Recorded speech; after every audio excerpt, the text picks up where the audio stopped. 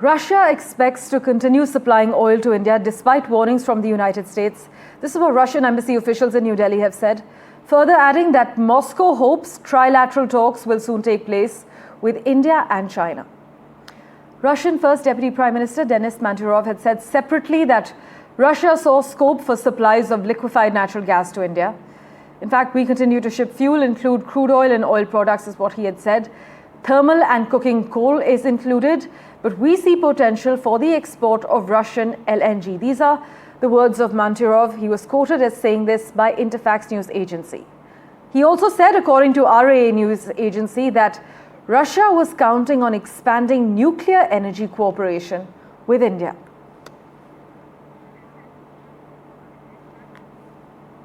Meanwhile, Dr. Jaishankar will hold bilateral talks with his Russian counterpart Sergey Lavrov in Moscow. This as Chinese Foreign Minister Wang Yi is in Pakistan for the 5th round of Pakistan-China strategic dialogue.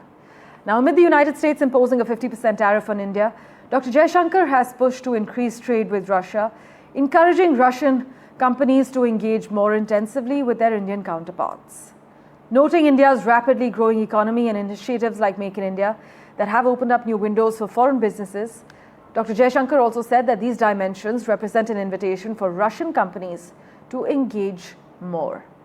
Mohammad Ghazali has been tracking the finer details and all the developments for us. He joins us live at the moment. Ghazali, take us through the External Affairs Minister's plan of action and also the meeting's agenda today.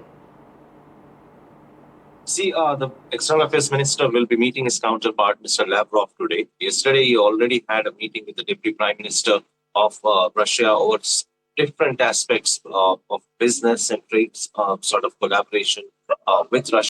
And why it is significant, we know that how the geopolitical alliances or the global shift is happening. India is under tremendous pressure from all sides. But the best part of India's diplomacy, if you consider the recent visit of Dr. Jaishankar to Russia, is that despite continued pressure from the United States of threats from tariff and all, India continues to maintain its relations with Russia. It's resetting its ties with China, and it's also pushing back against US tariff threats. So what we're going to see is that since Russia has also offered Indian companies and Indian exporters to come and invest in Russia, the same has been reciprocated by Dr. Jaishankar in his visit to Moscow today and yesterday. So we are going to see a lot of MOUs being signed between the two countries. This is also a kind of groundwork by Dr. Jaishankar to ensure that, that later this year, in a couple of months from now, Mr. Putin is also going to visit India for the India-Russia annual summit as well.